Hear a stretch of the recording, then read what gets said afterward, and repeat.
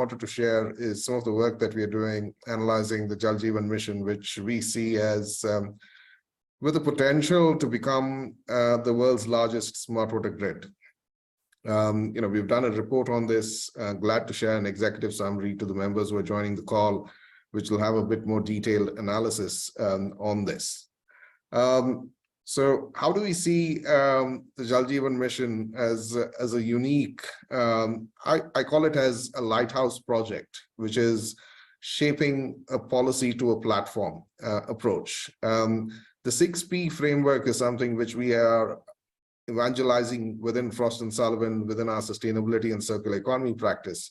People would have, we've been aware of the 3P, people, planet, and profit, and a few other modifications, but we came up with the 6P framework because we find it as a very unique way of seeing how it drives sustainability and circular economy going forward, with a key focus on trying to do more with less.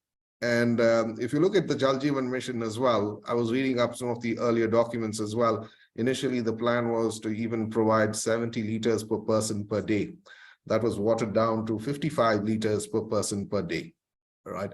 So it's really interesting to see the vision that has been set up here, where the entire focus is with the Jal Jeevan mission policy to have universal access for drinking water to every single rural household across the 600,000 villages, which account for around 800 million in terms of population. And as you see that policy, it has a strong role in influencing products, because a key effort of the Jal Jeevan mission is to make sure we are measuring and monitoring the quality and the quantity of water that is being delivered to these households.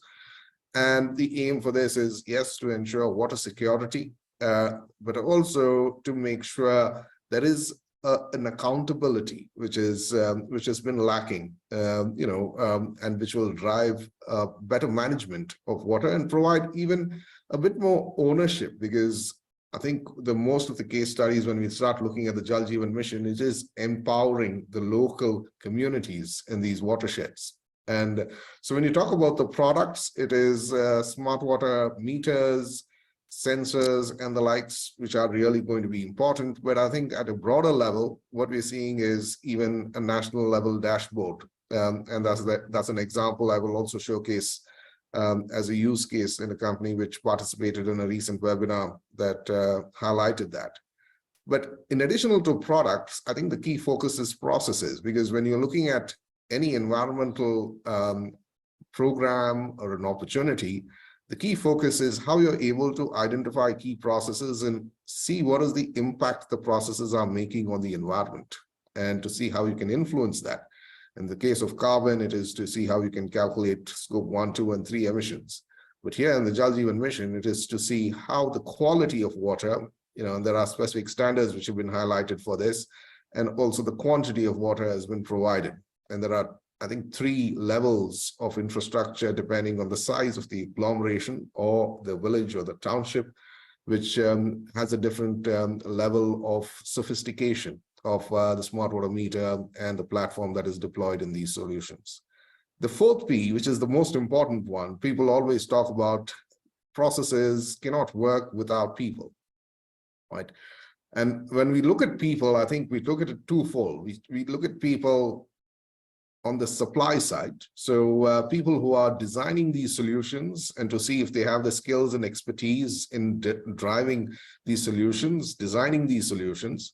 And on the demand side, how do we capitalize on the interest of people who are interested in this? But more importantly, how can you also empower them, capacity building, so that these infrastructure projects do not become white elephants, where you set up these projects and you go out and it works for a year and then no one uses it, and it just becomes a part of the landscape and doesn't provide the functions and the outcomes it's meant to be provided.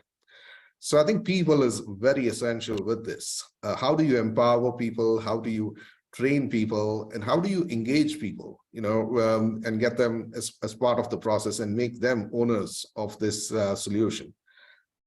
The next P is partnerships. I think the Jal Jeevan mission, you can see, and when I highlight some of the case studies as well, it is all about partnerships. What is the business to business opportunity that we can see? And when you think about anything related to smart water or digital solutions, it is a coming together of different entities with expertise, with a common focus and delivering value when they create a solution. So we're seeing some really exciting partnerships developing. But I think the last P and the most important one is platforms. Is how do you really measure, monitor, and report and verify these platforms? To the extent that now with this Jal Jeevan Mission kind of dashboards, you can also help states to save on quite expensive auditing processes, because I think we've been learning that in some of the states, when they provide water services, to actually physically audit that to ensure that these services are being provided, it is quite a significant cost to the purses of the state. So once these platforms are established, states will also save on the auditing costs. And more importantly, what we can see going forward is the platforms can also support in the benchmarking of the different towns, villages, to see which city, towns and villages are performing really well, what best practices can be learned from these villages. And also, if you can see, and that's when it becomes a reality where 600,000 villages interconnected in a national dashboard, highlighting both the water quality and quantity measurements and how that provides extremely vital data, which then can become a base for future policy development. So a data-driven approach to policy will really then take shape.